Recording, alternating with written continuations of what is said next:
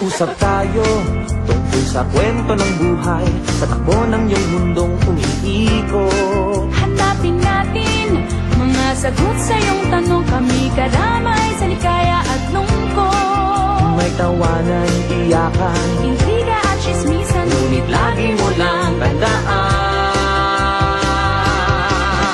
Sandalan Joey, ika'y pakikinggan. Sandalan Joey, ika'y mauunawaan.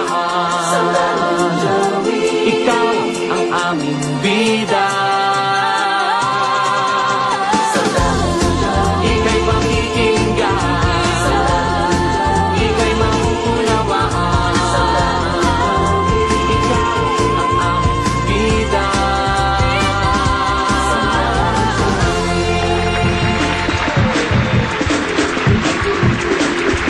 Magandang gabi mga kapuso!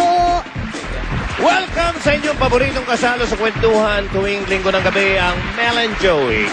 Isang masayang gabi na naman, partner, ang pagsasaluhan natin ng ating mga kapuso dahil sa mga panalong kwento na tiyak na bibida sa mga panlasa nating lahat.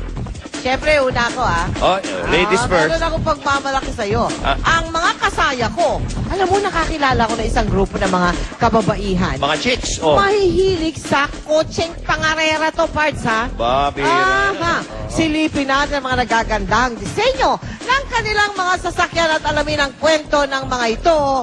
Girls, get set, go! Ba, iba yan. Ito naman, pasyalan natin ng isang modernong bahay na hindi mo akalaing 26 na taon ang edad niya, 26 years old na. Pero magugulat ka pa rin sa dami ng antique furniture na makikita mo sa tahanan ito. Naggaling pa sa iba't ibang bansa sa Asia, partner, sa ating hanep bahay. MOA, Memories of Asia. Hoy, hindi lang Asia ha ang naikot. Kikilalanin natin sina Ogie at Michelle Rivera. Ito, kolektor. Ikaw, mahilig ka mangolekta ha. No, Kanila, no. parts yung refrigerator magnets. Yung mga tinitikip. Represented daw ang iba't ibang kontinente sa kanilang koleksyong dumidikit kumakapit. Alam mo, delikado rin niya. May namatay dyan. Bakit? Oh, ang nailuto niya, yung refrigerator. Hindi may kausap. Ito ngayon, mga kaibigan, isang Pinoy artist naman, partner, ang nagbigay karangalan muli sa ating bansa. Ang kauna-unahang Pilipinong sumali sa Lorenzo Il Magnifico Art Competition sa Florence, sa Firenze, sa Italia. Galing. Silipin ang kanyang mga nagkagandahang obra maestra sa Art to the Max. Yan, makikiraan po naman kami sa excuse mga me. naghahapunan ngayon. Ano po? Excuse me po. Ang hindi daw regular na bowel movement. Oh. Alam nyo, maaaring makasama yan sa ating kalusugan. Kaya alamin ang maaaring kahinatan nito at kung paano maaaring maiwasan ang paglala sa ating babala consumption sa constipation. Ikaw ba alam mo, Mel, kung Ano? bakit yung A, E, I, O, U tinawag na vowel? Oh. Hindi. Hindi mo Bakit? alam. Kasi nga, A, E, I, O, U. Lahat na yan, mga kaibigan, ihahatid namin sa inyo nag-iisang paboritong kasalo tuwing linggo, Mel. And Joey! Oy, okay ba yung kamay na yan? Okay. Ikaw, syempre, para sa una nating kwento, kailangan bigatin, Ay, parts, natural. ha? Opening yan. Yan. Oh. Alam mo ba, parts, mga empowered na talaga mga kababaihan ngayon, ha? O, hindi mo lang kami matatagpon. Tapos na yung mga panahon na puro luto lang, laba, linis, alaga ng bata. Hindi na ganyan ngayon mga kababaihan. Talagang sila yung mga namumuno na sa malalaking kumpanya. Totoo yan. Sila talaga lahat ng kayang gawin ng lalaki, ginagawa na rin ng mga Alam kababaihan. namin yan. O, di ba? Okay. Umuo kayo, Ako lang, kakampi partner. ko kayo. Hindi, sa totoo lang. Sa iba nga, naniniwala sila may isang libro daw na nagpapatunay na naunang nilalang si Eva eh. Palagay ko nga. Hindi, meron. Okay. Mga kaibigan, ako mismo believe sa mga chicks, sa mga babae, sa mga ebog at mga babong. ka talaga sa... Okay, lalo na sa mga Pinay.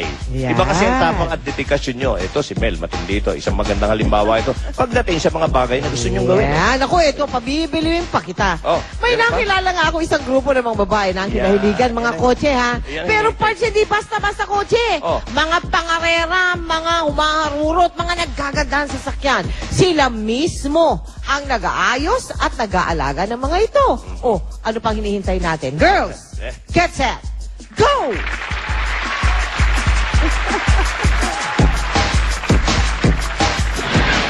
Kaakit-akit, sweet, may hinhin. Sa unang tingin, akala nyo yung mga helpless sila. Pero wag ka. Sila yung mga miyembro ng Girl Racers Club. At kung sa pagandahan ay sasakyan ang pag-uusapan, ayaw nilang pahuli. Kaya't ibibida nila ang kanilang mga wheels na sila mismong nag-set up sa ating Girls Get Set, Go! Mga lumalagabog na sound system, mga kargadong makina, mga sasakyang mapapalingon ka. Ito ang mga kotseng inayos, binusisi at alagang-alaga ng mga miyembro ng Girl Racers Club. Before, back pa nila lalaki lang nag-drive. Ngayon, babae, level na sa lalaki for when it comes to cars. So, dapat marunong tayo kahit yung basic, kapalit ng flat tire, mag-check ng oil, things like that. 5 taon na ang nakakaraan ng binuo ang Girl Racers Club ni Ras, ang foundress na nakikipag-drag race. Eventually, we should like kasi sa ibang iba-ibang interest. Merong gusto mag-karting lang, merong gusto mag-settle ng cars. Really kasi kaming sumali ng car show. Nung nakita namin, very competitive naman yung mga cars namin. Umaga na nanalo. Kaya naman sa 5 taong nagdaan, humakot na ng award sa mga car competitions tulad ng Bumper to Bumper, DB Drag Loud Match, Up Gear, at kung ano-ano pa ang mga sasakyan ng Girl Racers Club. Sige pa, hindi nila naiintindihan kung bakit gusto mo mag-shine. Kung bakit gusto mo mag-get yung staircase. Pareho-pareho lang naman. Pero pag kasama ko mga racers, naiintindihan nila kung bakit gumagasal. Bakit kung gusto mong ibahin yung bisita ko. Bakit gusto mong ibahin yung Medyo magastos sa mag-set up ng sasakyan, pero wala naman daw katumbas ang kaligayahan na naibibigay ng kanilang mga kotse. yung auto ko talagang yun yung masasabi kong luho ko. Yun talaga, sobrang passion. Yung iba nag-iinvest sa bahay. Ako talaga sobrang sa kotse. So, more or less 50% ng kita ko din nilalagay ko lang sa auto.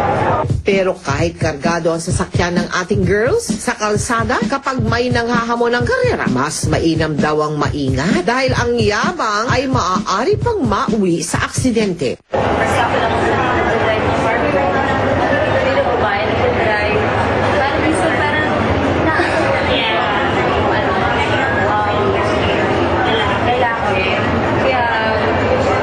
drive.